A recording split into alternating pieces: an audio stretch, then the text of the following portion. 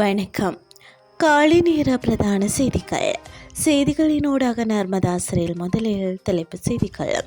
எதிர்காலத்தில் மருந்துகளை குறைந்த விலையில் விநியோகிக்க எதிர்பார்ப்பு. மேல் மாகாணத்தில் அதிகரிக்கும் டெங்கு நோயாளர்கள். சபாநாயகரின் பதவி விலகலை ஏற்றுக்கொண்ட ஜனாதிபதி.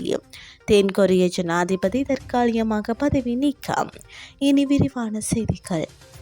மருந்துகளின் விலையை முறையாக நடைமுறைப்படுத்தியதன் பின்னர் எதிர்காலத்தில் அவற்றை குறைந்த விலையில் விநியோகிப்பதற்கு எதிர்பார்ப்பதாக தேசிய ஊடகங்கள் ஒழுங்குபடுத்தல் ஆணைக்குழு தெரிவித்துள்ளது.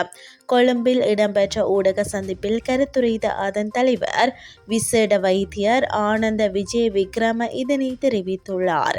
தற்போது மருந்து கொள்வனவு செய்வதில் சிக்கல் நிலை ஏற்பட்டுள்ளது. இதன் காரணமாக தற்போது மருந்துகளை குறைந்த விலையில் விற்பனை செய்ய முடியாத நிலை ஏற்பட்டுள்ளது.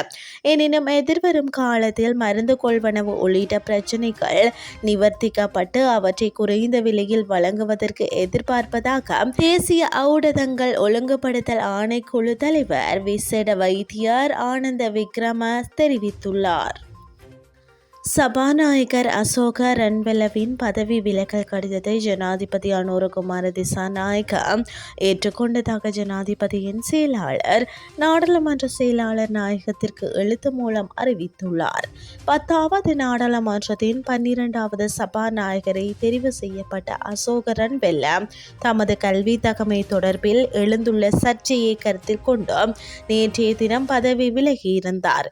இந்த நிலையில் தமது கல்வி தகமை தொடர்பில் சர்ச்சை எழுந்துள்ள போதிலும் சபாநாயகர் என்ற வகையில் தமது கல்வி தகமைகள் தொடர்பில் உண்மைக்கு புறம்பான கருத்துக்களை வெளியிடவில்லை என அசோக ரன்வெல்ல தெரிவித்துள்ளார்.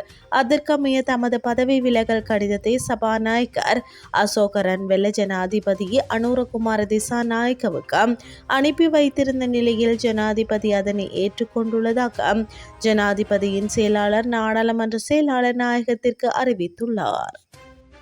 இந்த வருடத்தின் இதுவரையான காலப்பகுதியில் 46,934 டெங்கு நோயாளர்கள் பதிவாகி உள்ளதாக தேசிய டெங்கு கட்டுப்பாட்டு பிரிவு தெரிவித்துள்ளது. அதிகளவான நோயாளர்கள் மேல் மாகாணத்திலே பதிவாகியுள்ளனர். இதன்படி மேல் மாகாணத்தில் 20,218 டெங்கு நோயாளர்கள் பதிவாகியுள்ளனர்.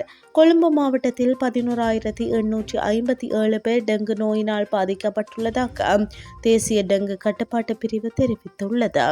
அத்துடன் இந்த வருடத்தின் இதுவரையான காலப்பகுதியில் டெங்கு நோயினால் 23 பேர் உயிரிழந்துள்ளதாக சுகாதார அமைச்சு குறிப்பிட்டுள்ளது. இனி வெளிநாட்டு செய்திகள். தென்கொரிய ஜனாதிபதி யோன் சுக் யோல் தற்காலிகமாக பதவி நீக்கம் செய்யப்பட்டுள்ளதாக தெரிவிக்கப்பட்டுள்ளது. தென்கொரிய ஜனாதிபதி யோன் சுக் யோலை பதவி நீக்கும் பிரேரணை மீதான வாக்கெடுப்பு 2வது முறையாக நேற்று இடம்பெற்றது. இதன்போது பதவி நீக்கும் பிரேரணை மீதான வாக்கெடுப்புக்கு ஆதரவாக 204 அமைச்சர்கள் ஆதரவளித்துள்ளனர். கடந்த டிசம்பர் 3ஆம் தேதி இரவு திடீரென இராணுவ சட்டம் நடைமுறைப்படுத்தப்பட்டதன் அடிப்படையில் தென்கொரிய எதிர்க்கட்சிகள் ஜனாதிபதி யூன் சுக் யோலுக்கு எதிராக பல்வேறு குற்றச்சாட்டுகள் முன்வைக்கப்பட்டன. அதற்கமைய கடந்த சனிக்கிழமை தென்கொரிய ஜனாதிபதியை பதவி நீக்கும் பிரேரணை மீதான வாக்கெடுப்பு நடத்தப்பட்டது. எனினும் குறித்த வாக்கெடுப்பு தோல்வி அடைந்ததை அடுத்து தென்கொரிய ஜனாதிபதி தொடர்ந்தும் பதவி வகித்து வருகிறார். தென்கொரிய ஜனாதிபதியின் பதவி விலகலை அடுத்து அங்குள்ள மக்கள் கொண்டாட்டங்களில் ஈடுபட்டு வருவதாக சர்வதேச ஊடகங்கள் தெரிவித்துள்ளன. இத்துடன் செய்திகள் யாவும் நிறைவடைகின்றது. அடுத்த மணித்தியால செய்திகளை இரவு 8:30 எதிர்பாருங்கள். நன்றி.